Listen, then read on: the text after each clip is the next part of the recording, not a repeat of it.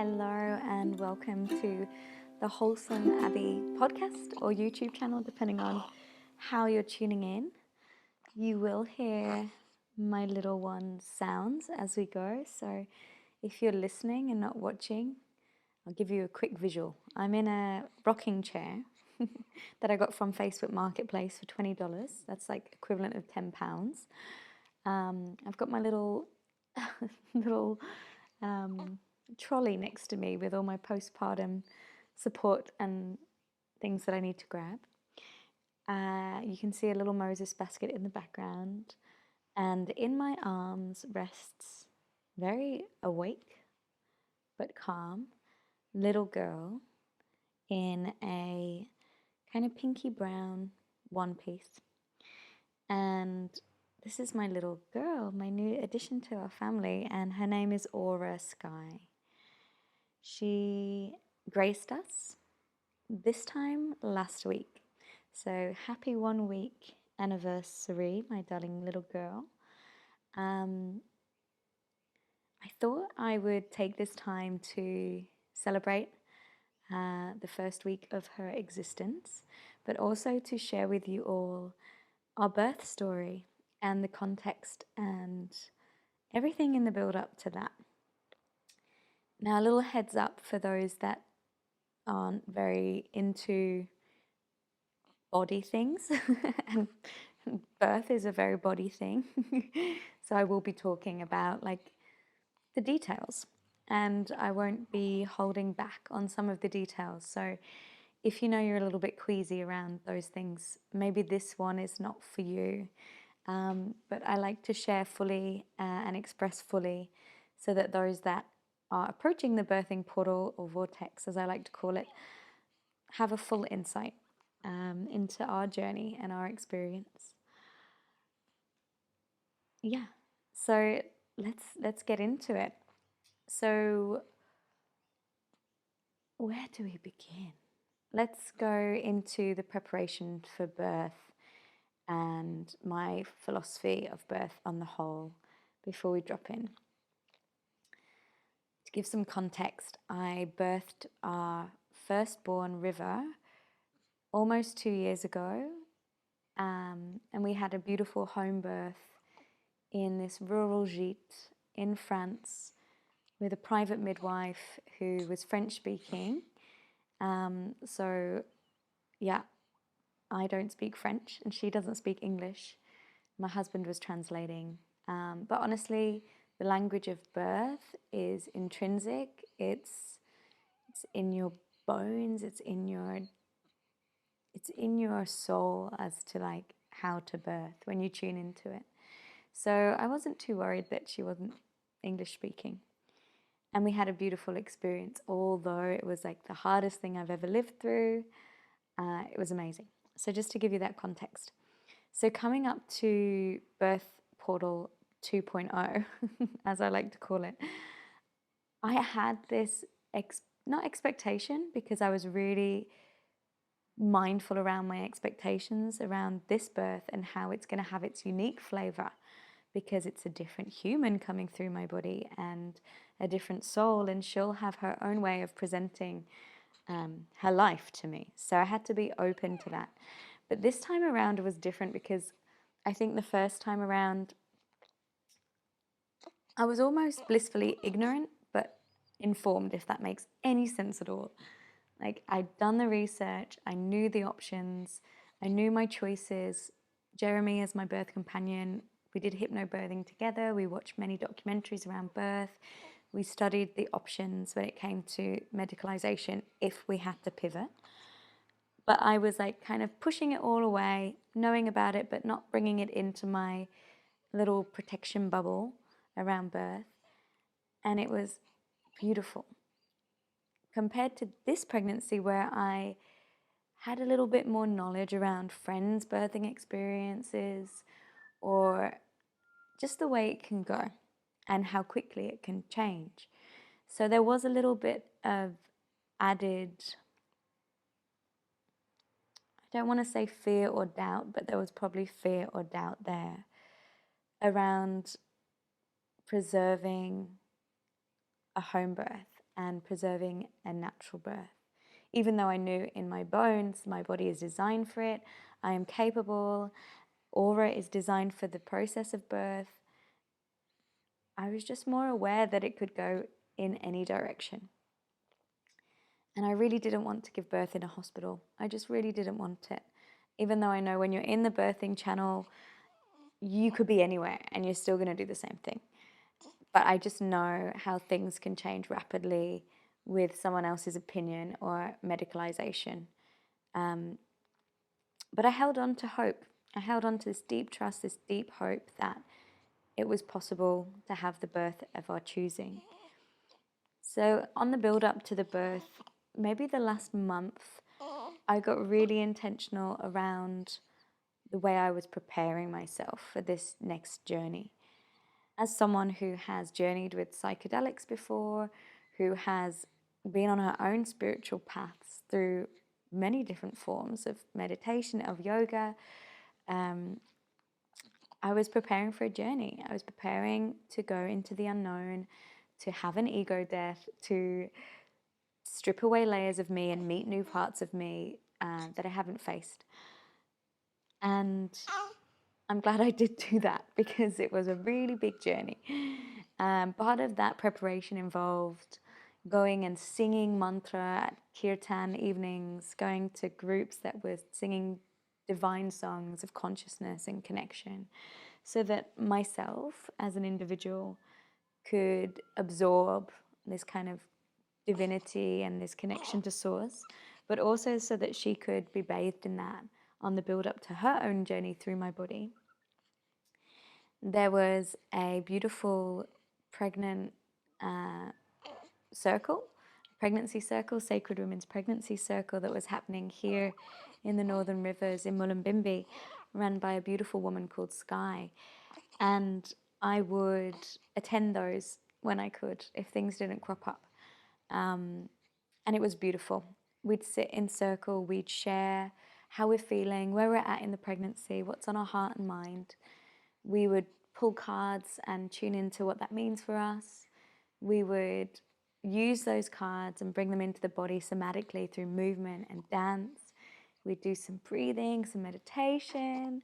We'd receive her ancient and wise medicine of singing and sound bowls and mantra. And that was really special for me to have that hour and a half each week to connect to the pregnancy, to connect to the baby, to connect to other women who are on the same journey. Although their journey be unique, we were on the same path, and it was so special. That was another part of our preparation. I also have a birth preparation course out in the wide world called Instinctive Birth that connects to the power of the breath and the mind. I suppose it combines elements of hypnobirthing with ancient yogic philosophy to provide a 10-day audio exploration of birth preparation, to birth instinctively and to find courage to do that. And I listened to it many times. And I honestly, because it was strangely me talking to me, this like past version of me talking to this version of me that's preparing for birth. This past version of me was on fire, and she didn't have the doubts that started to creep into this pregnancy. So I could really like take a lot from this experience of listening to myself in this course, even though it sounds strange. So I got loads out of that, especially through the birth architecture, which you forget like how your body is designed for birth, and you forget what can happen on the build up to birth. So that was a class, a seminar that I listened to on repeat in the final days, just to connect to that journey of birth. My husband and I would try and find time between raising a beautiful, vital toddler to talk about the birth and to talk about our wishes and what our expectations are around that.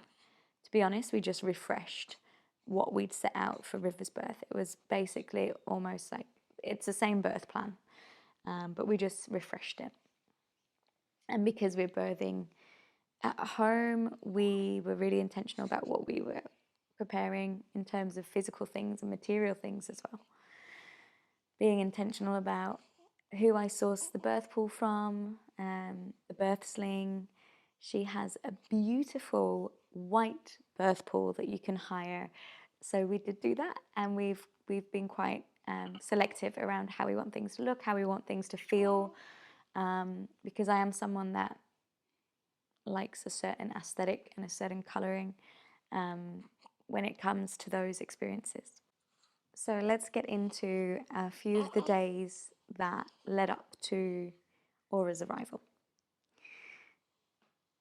Probably from around a week and a half, 2 weeks before she came into the world, I was experiencing what a lot of people call Braxton Hicks, which I don't really call Braxton Hicks because it's just a white man that we named it after. It doesn't say anything about what it is. So I had practice labor essentially in little bits. And my sensations, my experience in the practice contractions or surges were like this electrical current through my frontal hip flexors and a slight hugging in at the uterus, those little tightenings, but very few and far between. But I just noticed, I was like, ooh, my body's getting ready. She's getting ready. And maybe I'd have 2 or 3 each day and none at night, or maybe a few at night. But then it came to maybe 3 days before she arrived, and I was experiencing, maybe 4 or 5 throughout the day, and then a little kind of flurry of them in the evening. And I knew that with birth and its splendid nature, often it happens in the evening because of the oxytocin levels. You're in a calmer, more serene state. Your body kind of goes into its own way of doing it. And I kept thinking the 3 nights before, I'm like, is tonight the night? Like, is it going to happen? But I was kind of keeping that in my heart. I didn't want to alert anyone prematurely in the household because we had my sister staying with us and her fiance too, my husband, and then we've got our little toddler. So I just thought maybe tonight's the night, but I'll go to sleep and I'll see what happens. And it wasn't until Monday night, where I was 38 weeks on the dot, Monday night, I was experiencing quite like mid-level waves or surges throughout the night, like 4 or 5. And I hadn't had that yet. And I thought to myself, and I tried to recall back to my first birth, was that the case with him? But then I released that and just trusted this is its own thing. And that morning I said to my husband as he was chopping some kiwi for our son, just to let you know, last night I had pretty mid-range surges throughout the night, and I've had a few this morning. It could mean nothing. It could mean nothing at all. It could be next week. But if it's anything to go by from our first birthing experience, she's coming soon, like today or tomorrow. And so he was like, okay. And he had his full week of schedule of routine kind of in his head that he now had to dissolve in that moment. And I could see that happening in his head of like, okay, cool, I have to be ready to pivot. All right, good to know. And then as the day evolved, Tuesday morning, so a week ago today, I drove my son to his family daycare that he goes to over toward Lennox Head, which is a 20-minute drive just one way. And on the way, I had one contraction, and I thought, oh, it's moving into the daytime. Okay, good to know. So I dropped him off, and I continued with my schedule of the day, which involved attending my prenatal chiropractic support session. And in that session, the doctor and I were saying how I think this is the last one before she arrives. The next time you see me, I'll probably have a baby in my arms. And we were right on that. And then I came home, I'd had another 1 or 2 surges, and I continued with my day. And I went to my acupuncture appointment. Now, this sounds like the best day ever. And Tuesdays, when River goes to his daycare, I try and get at least 1 or 2 wellness sessions in during pregnancy as a way to support myself and the baby for birth. This is not every daycare day. I wish. And the acupuncturist, David, did my support for pregnancy, but also toward just uterus health and baby health. He couldn't do any induction points until week 39 within his practice. So they were just supportive points that we touched on. And I had another contraction on the acupuncture table while I was with pins. But these were mid strength and they were just breathable. Met Jeremy, my husband, at the beach.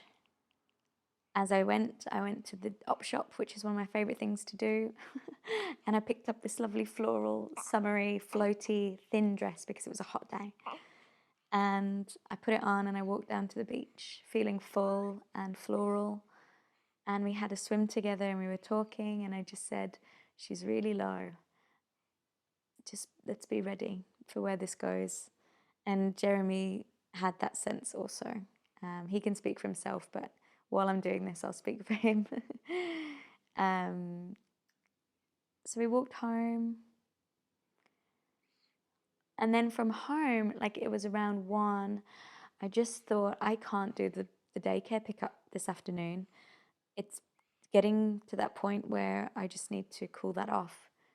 Even if I was going to birth next week, she was so low and I was feeling all these practice labor contractions. So I asked my sister and her partner to pick River up and they did, which was great. And in the meantime, my contractions started to get a little bit more rhythmical. By the time they got home with River, which is around 3:30 in the afternoon, I was surging every 15 minutes, 14 minutes, and I started to track now on the app my rhythm. And Jeremy wrapped up his working day. We went for a walk while my sister looked after River. And during this walk, this day being Halloween or Hallows Eve, 31st of October, there's trick-or-treaters already out in costumes and I'm walking and I'm contracting every 10 minutes and I'm breathing through it because it's that strong already. So we walk home. Jeremy realizes this is the night. From the way I was stood, the way I was breathing into the waves of contractions, he could see this is the night. So he said to me, do you mind if I go for a run, clear my head, prepare myself mentally for this journey? I said, please do it. Please do it. Start what you need to start in your own preparation for this, because I'm just going to be breathing through these every 10 minutes until it changes. So I had my sister around. River was still playing. We pumped up the birth pool. We moved a few things slowly. We just got the message that it was happening. I would ask my sister to place a hand on my lower back because I was getting a lot of strong sensations there in the contractions. And her hand on my lower back, just warm and still or with a slight circular motion, was really helpful. We continued to play a game of cards and have a cup of tea. And I would just stand up, take myself off to where my phone is, record the contraction, breathe through it, and return. So I knew we were still in the safe zone. Not that that's a good word, but in a space where we were moving through them and I was still able to do things in between. But I know it can change very quickly. So over the next hour or so, things got more intense. The contractions got closer apart. We were about 5 minutes apart at this stage, and really like to the point that my eyes were tearing up because of the strength of the sensations each contraction brought. My sister was my support person. Jeremy was still running, but in this time he connected with his guides, his ancestors. The sky was so beautiful. It was like this blissful orange hue across the sky, and there was like this short storm that came through, and I looked out to the sky and the beautiful clouds, and I thought, yes, of course it's today. Of course you're making way for Aura Sky right now. And so Joe was my support, my companion in that moment. And I just took my dress off. I got comfy. We prepared a space in the bathroom with puppy pads and towels, just in case things ramped up really quickly. There was a space that we could birth toward the ground. My midwife always said, if you think the baby's coming before me, just get low to the ground and you'll be grand. And things did ramp up pretty quickly from there. I think Jeremy took River to bed at 8:30. He went to sleep. He didn't wait till the morning, which is amazing. And it's what I honestly had hoped for, is that he was sleeping soundly in his room and my sister could be present and supportive, because she was going to be River's primary caregiver in labour, should it be in the daytime or him not sleeping. So our doula Leanne is told that we're like contracting every 5 minutes, come over. The midwife is called. By this point, when I said to Jeremy and Joe, my sister and my husband, can someone call the midwife? I think it's time. I was told that my midwife wasn't on call and she was off, and I was going to have 2 other midwives, one I had met. And I was a bit deflated because I just envisioned Ella being here, our midwife that I adore. But actually, when Sarah and Zoe arrived, it made absolute sense that this was the birthing team for Aura Sky. Sarah has this beautiful strength and anchored presence, and Zoe has this soft, mindful, soft and warm energy. So it was a really beautiful combination to have the both in the space and guiding us through birth. They were very hands-off until toward the end, where that guidance was really valuable. So yeah, I'm literally like, by the time like we're calling the midwives, I am in the vortex. Like, I am gone. I am not in this practical realm anymore. I do not care about things. I am in the motion of birth, in the divine sequence of birth. And if anyone asked me or brought anything into the equation that was outside of that realm or supporting my experience, I was pretty direct and quick to let them know, which is outside of my usual way of being. For example, my husband, my waters had broken on the bed with my sister behind me. And obviously some of you know that have birthed, once your waters release, there's this kind of like, there can be this like instinctive reflex and kind of want to push after that. And I'm just writing these contractions and there is a bit of a pushing feeling coming through. And my sister says to me, no, don't push yet. Because she's the only one here, right? We're waiting for the midwives. Jeremy's not present if the baby comes out. She doesn't know that it's going to still be a while until the baby arrives. And I said, I can if I want. I think she got the note. And then when Leanne arrives with her beautiful warmth and her connection, our doula, which I'm just so glad of her presence throughout the journey. There was a moment, I think I was with her and Jeremy, but I don't know. I just know hands. Everything else is such a physical, visceral experience. I wasn't looking anywhere. I don't know if it was them in the room, but someone was fanning me with my little boy's pumpkin mask that he made at daycare, which was a paper plate with a stick on, which was the best fan in the world. I was fanning myself through contractions before and it was really helpful. by this point, I had moved into a different place of surging, and my body temperature was a bit up and down. So someone was fanning me, and it was not what I wanted. So I just said very directly, no fan, no fan, as I'm moving through a wave. And I think people got the cues very quickly, and my birth team was really fluid and very supportive of my needs throughout. I'll give you a bit of an overview of who was there. We had the two midwives, Zoe and Sarah. We had Leanne, my doula. We had Jeremy, my husband, and we had my sister. River was asleep. Joe's fiance was resting in the room. He knew there was enough people in the mix. So as things ramp up, I projectile vomit into the toilet as I contract, which was really strong. I informed Joe, my sister, this is part of it. This is a symptom of birth. I had to remind Jeremy it was normal too. And then I could feel her getting lower and lower. I wanted to get in the pool so desperately, but the pool was being filled. And I kept asking throughout the waves, is the pool ready? Is it ready? I need to get in. I need to rest. I need to feel the warmth of the water on my skin and to receive the pain relief of the water, because my breath is great, but it's not enough right now.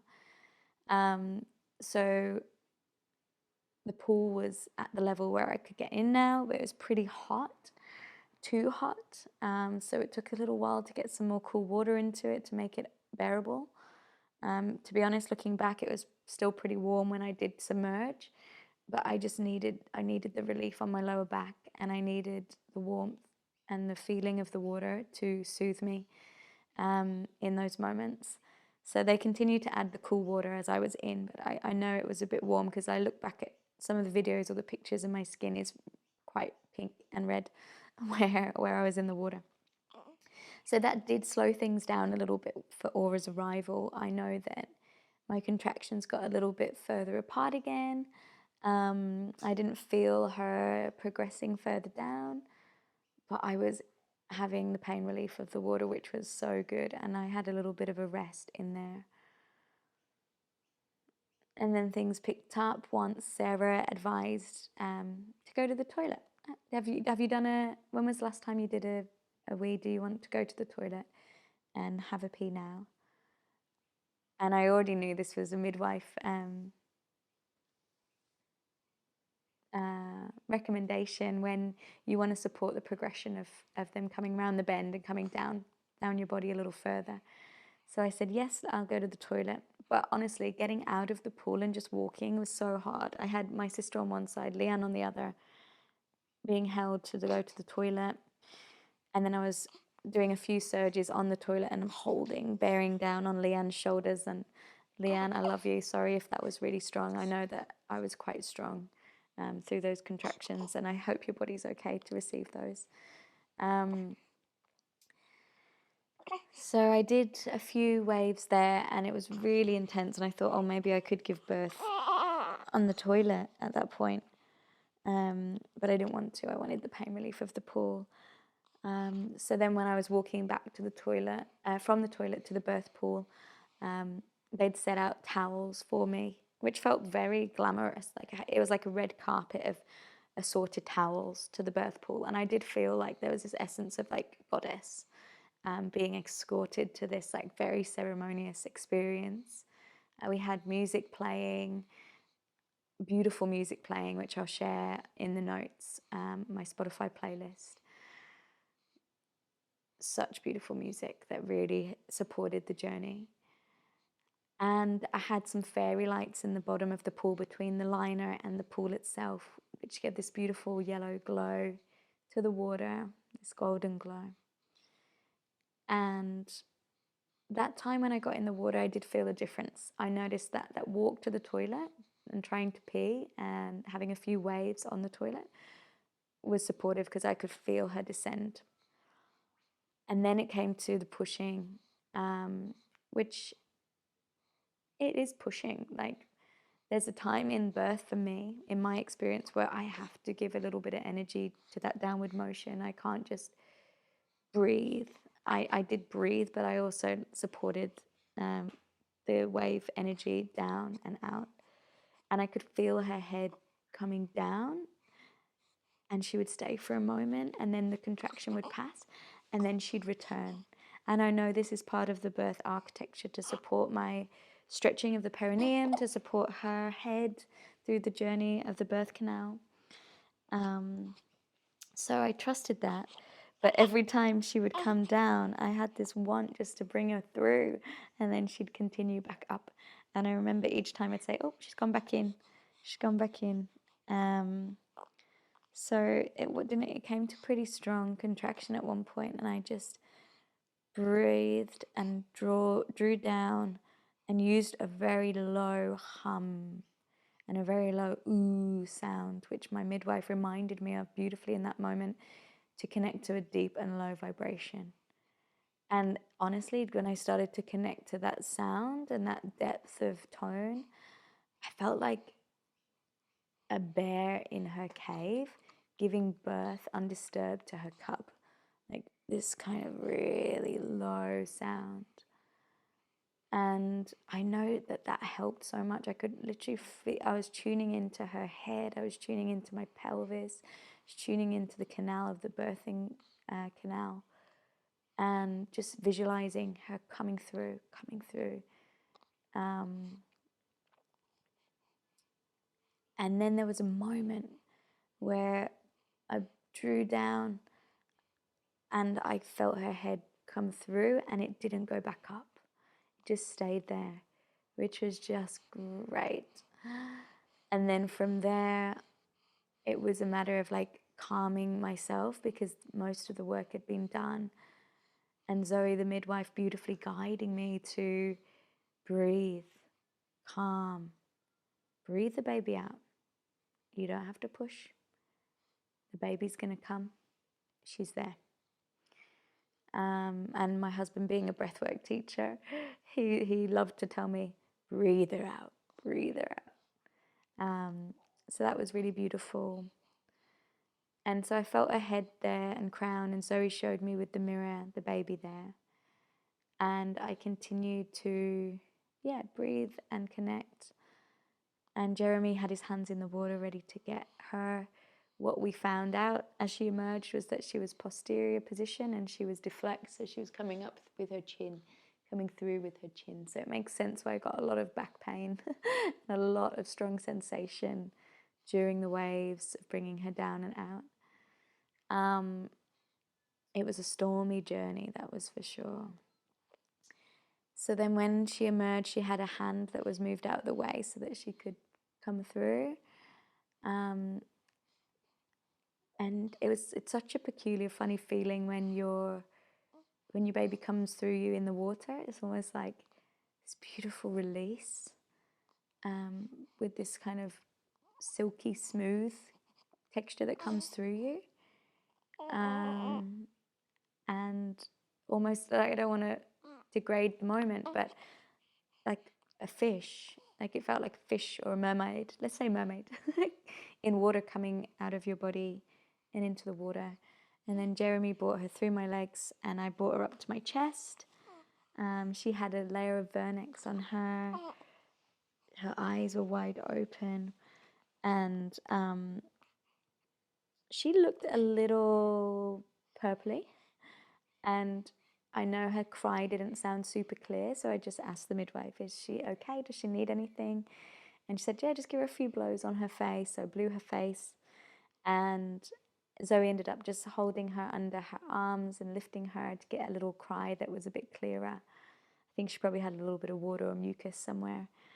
And she did a beautiful cry, came back on my chest, and we sat there in the water. I just rested back. Jeremy was behind me. I had this flannel over my head that Joe and Leanne had orchestrated through the whole journey of replacing cool flannels, like having a system of like constant cool flannels or small towels being placed and draped on me, which was amazing.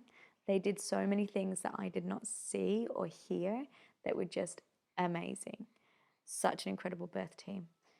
And I had the cord still attached, and I was asked by Sarah, the midwife, if you have a feel of the cord, do you still feel it pulsing? And I said, no, I think we're finished with the pulse. And we just stayed in the water a little bit. Aura had like this lovely little towel around her to keep her warm. And then I let them know I was ready to transition to the sofa to birth the placenta.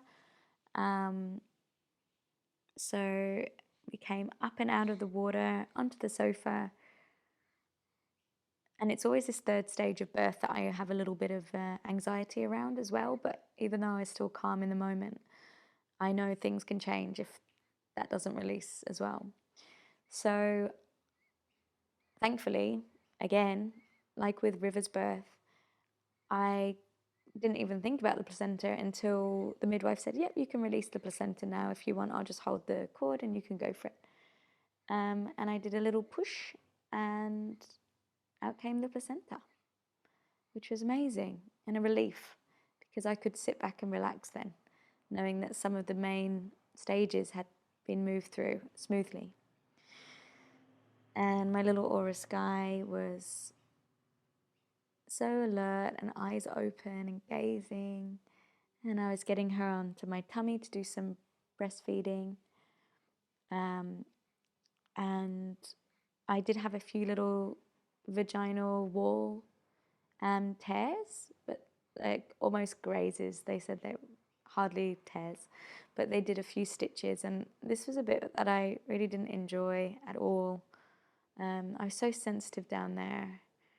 And I had a local anesthetic, which was good, and just a few stitches. But I just wanted everyone off my body, and I just wanted to have that moment with Aura Sky. So then, after my stitches were done, I had that time with her on the sofa. She was then weighed and just did a few little tests of her, with my permission, with my consent, and then I had to go to the toilet. I had to do a pee before our lovely midwife could leave, because it's connected to blood loss, the uterus contracting, health like optimally afterwards. They need to see that you've had a pee before they can go. So I remember trying to do a pee like so much, and I thought, because of the pain as well on the toilet, I was like, I just can't focus in on this right now. So my sister said, why don't you try standing in the shower and try for a pee then? The gravity might help you. And I did. I had a tiny little trickle, and that was all that needed to happen. And Sarah departed. I told my husband to go to our son's room so that he's there when he wakes up, and that's their usual setup, is my husband sleeps with him. And my sister actually stayed with me in our room with Aura Sky for the first night and helped me get in and out of bed for the toilet because my body was just whacked. Pelvis, hemorrhoids, the inflammation in the lower region. It was all so uncomfortable. So she just helped me throughout the night. She'd be at the bottom of my bed on a mattress, ready to support me as and when, which is just so amazing. So special. And yeah, in the morning, River woke up, and Jeremy said, do you want to come and meet your little sister? And he came running through with a teddy bear.